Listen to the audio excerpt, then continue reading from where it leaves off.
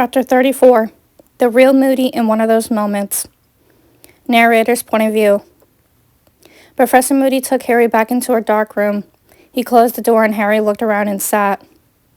Even though Harry seems calm, he's still trying to calm himself down from sobbing as he clutches his cut arm. Moody walks around the room a bit before asking Harry, "Are you alright, Potter?" Harry doesn't respond but nods his head instead. "Does it hurt?" Moody asked as he used his eyes to look at the long cut that had bled on Harry's arm.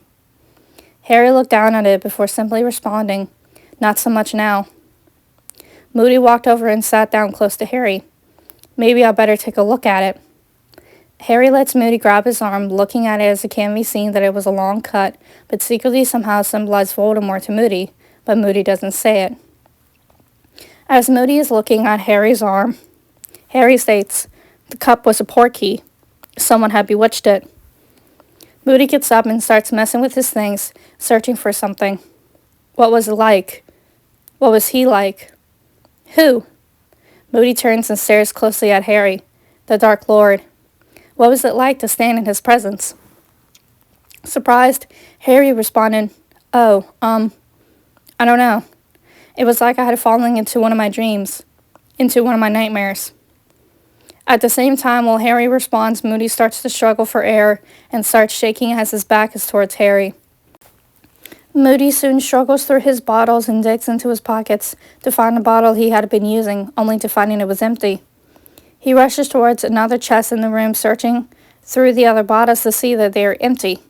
He poses himself together to ask, "Were there others?" "In the graveyard, were there others?" Seems like Harry's in a bit of a trouble now, doesn't he? Let's see what happens. Knowing Moody is on the other side, Harry starts to question himself but awkwardly says, I don't think I said anything about a graveyard, Professor." Moody then rushes and gets super close to Harry, and Harry starts to feel a bit frightened. He states, "Marvelous creatures, dragons, aren't they?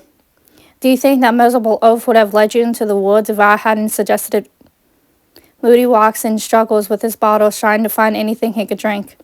He continues, "Do you think Cedric Diggory would have told you to hold the egg under the water if I hadn't told him first myself?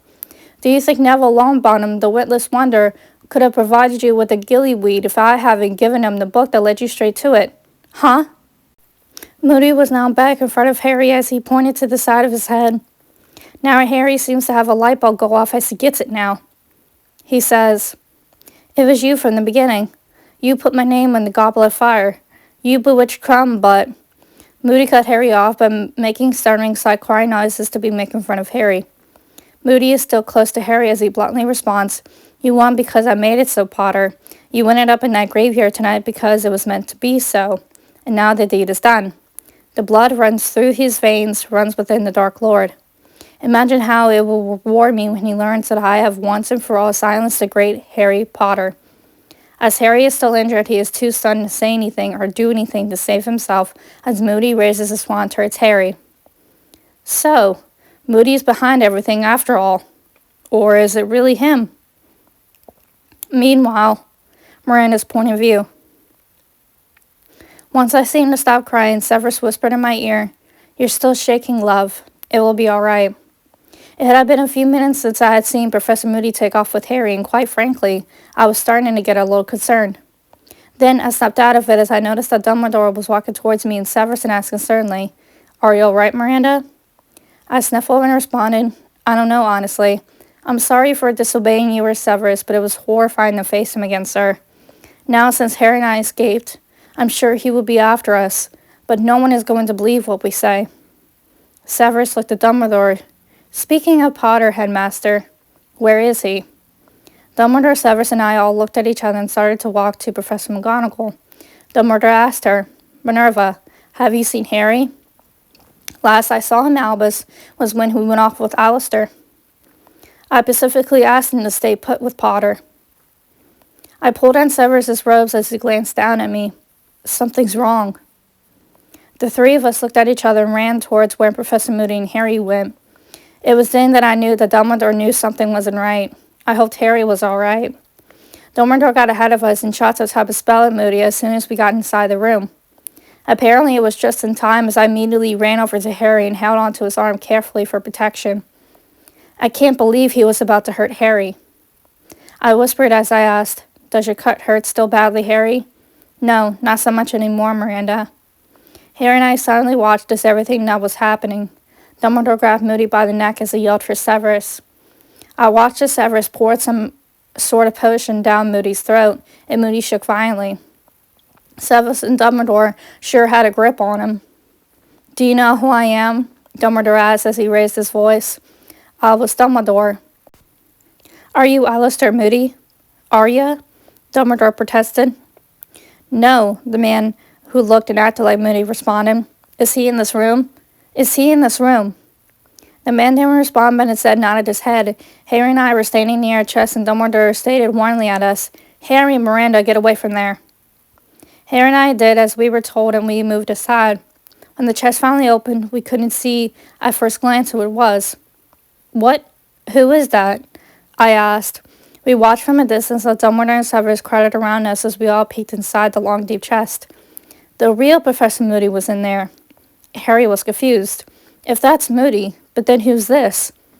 I glanced at Severus as he opened the small bottle in his hands and smelled it. He muttered, "Apologies potion." Dumbledore looked at him and responded, "Now we know who's been stealing that from your store, Severus." Severus and Harry just looked at each other. I remember Harry telling me that Severus blamed Harry for stealing Apologies potion when he didn't steal anything. I looked at Severus as I mouthed, "I told you, love." Harry and I stepped back as we watched the man tied down transform. He begins to twitch violently as we creepily watch him transform into a completely different person, even ripping off the fake eye and tossing it on the ground. I whispered next to Harry, "Who is that?" Before he could even respond, we looked as Dumbledore walked over and said, "Barty Crouch Jr." Harry and I looked at each other as I asked, "Is that the man who—" "Yes," he responded as if he knew what I was about to ask. Barty Crouch Jr. wanted to see Harry's marking, which was only the long cut in his arm. I stood in a distance as I saw the snake and skull markings come to life as it moved, and I took a shakily breath. "Your arm, Harry." I heard that Dumbledore grabbed Harry to get closer and lifted his arm to show his cut. We watched as Barty Crouch Jr. said, "You know what this means, don't you? He's back." Scared, I stared at Harry as he glanced at me, and Barty Crouch Jr. said, "Lord Voldemort has returned." I looked at Severus terrified as he looked back, and it was like he could see right through me. I was right all along about everything. My life has gone downhill ever since this bloody year started, and now Voldemort is back. Severus is the only good thing in my life besides my friends. I watched as Dumbledore stated to Severus, "Sit on out to Azkaban. They'll find out they're missing a prisoner." "I'll be welcomed back like a hero," Barty Crouch yells. "Perhaps," Dumbledore responds. "Personally, I've never had much time for heroes." I started to shake with pure fear, and Harry walked over to me and comfortably grabbed my hand, which surprised me. I believe we both silently felt the same way. We looked at each other once more, and he knew what I was thinking, like he had read my mind. There was another nightmare that I hope won't come true, the one that no one knows except me, Dumbledore, Severus, and Harry, since I privately told Harry before. I was hoping deeply that Severus would not end up getting killed by Voldemort in future years. Suddenly, it felt like all the memories of this year came into my mind at once. I felt my tears welling up in my eyes, not wanting everyone to see how upset I was about to get. I thought quickly. I ran out crying without saying a word and even let go of Harry's hand. I ran past the arena where Cedric was probably still lying, past the school, and out near the woods. I stopped to catch my breath as I walked until I reached the lake, and I sat there and leaned on the tree trunk, thinking about everything, including my life. How things evolved in facing and seeing Voldemort again. My face was already tear-stained as I felt another tear fall on my cheeks and down onto the grass as I wiped my eyes. Within a minute, I suddenly heard footsteps and a faint voice as I held my hand on my wand. "Miranda, sweetie." I turned my head to see it was almost Severus, and I took a sigh of relief. I'm guessing Dumbledore sent Severus out to check up on me and see why I ran out like that, but they probably knew why. We both didn't say anything, but he simply sat down beside me and pulled me onto his lap. I leaned my back against him as he leaned his head down and softly kissed me. I kissed him back as he wiped the tears from my cheeks and eyes. "Don't cry, Miranda. I know you're afraid, but I'll be here for you and protect you, I swear. So will your friends, as I know they'll be too." He looked into my eyes, and I knew that he meant every word of it. Snape's point of view. I looked into Miranda's eyes, and I knew that she was horrified about what had happened earlier. As much as I don't want to say it, when I looked at Potter, I saw it in him too, that he was frightened. She didn't say anything as I also said, "Honey, you have gone through so much this year, even though I'm partially to blame for that, but you remain brave and strong. That's what I think it takes to be a true Gryffindor. Bravery. You and your friends all have it. You believed in something in me that no one had done before. Everything about you is why I truly fell in love with you. I'll try my best to protect you. I swear." I looked at her and I could tell that I had touched her, but everything I said was true. Something had happened between us changed me in some aspects. I knew that Albus had noticed this as well and saw that I was happy, which is very rare for me. Miranda and I didn't say anything much as I softly kissed her forehead and wrapped my arms around her. I know I'm not normally like this, but she needs comfort more than anything. After a bit of cuddling and comfort her, she yawned as I asked, "Getting sleepy?"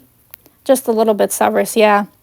I heard footsteps as I turned my head to see Albus walking over to us and standing near Miranda and me. I don't know why, but it feels like the three of us has gotten closer this year, and I think Albus felt that too. Miranda noticed he was standing there as I asked, "What is it?" "Severus, I think it's best if Miranda goes and sleeps with you tonight, with my permission. I don't think she should be sleeping alone tonight after everything that happened today." I looked down at Miranda as I looked back up and responded, "I agree." Miranda gave a tiny smile. "Thank you, sir. I'm afraid to go to sleep by myself anyway." And immediately said, "I think that it is for the best." "What about Harry?" "Don't worry," Albus stated. "I'll make sure to check in with him." Albus started to walk away as I stood up and helped her up. "Severus, can you carry me? I can't walk anymore. I don't have the strength." "Of course." I picked her up bridal side and walked all the way to my personal room. Once there, I sat her down on my bed as she began to undress and handed her one of my t-shirts.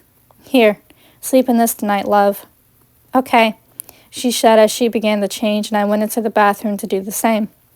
When I got out, I set my clothes aside and saw Miranda near the edge of the bed. I chuckled as I stared at her in my oversized t-shirt. Her shirt came down to mid-thigh as she asked, "What do you think?" "You look adorable, sweetie." She giggled and smiled as I smiled back, seeing how cute she looked when she blushed. As of now, I don't think I can imagine my life without her. I'm in love with her. She means a lot. Miranda's point of view. Severus and I soon got into bed, and I lay close to him with my head in his chest. I sighed to myself as I remembered the conversation I had with Voldemort. I sat up, still feeling anxious, as Severus looked concerned and asked, "Dear, what's wrong?" He rubbed my back as he sat up as well. Then I told him what Harry and I went through in more detail and what happened between me and Voldemort. After I was done, he asked, "You said all that about me?" I nodded my head as he smiled a little but responded, "You were very brave to stand up to him about me like that." I could tell that Severus wanted to say a lot more, but he became speechless. He was definitely moved by what I said about him. I knew what he really wanted to say, which made my facial expression change, but he grabbed my hand. I held on to his grip. "I understand your speechless love because I am too. I know that a part of you and everything, but it is what it is, love. It's fine. You said what you meant. Have you told Dumbledore yet?" "No, I haven't. Why?" "Because you do need to tell him." "I will. Don't worry, Severus." We lay down and I cuddled against him and he wrapped his arm around me. I put my hand in his chest as I yawned but shivered. He kissed my forehead. "It's all over now. It's all right, Miranda. I'm here." I was honestly shaken up and he felt it. "I'm going to get permission from Dumbledore to see if I can spend a night with Harry. I think he can use it. I don't think he should be alone." Severus knew I couldn't fall asleep, so he hugged me tightly against him. We held hands as he whispered, "Just breathe, love. It's going to be okay." I said softly, "I love you, Severus." He whispered back, "I love you too." Eventually, we both fell asleep, and I'm so glad to have someone like Severus in my life.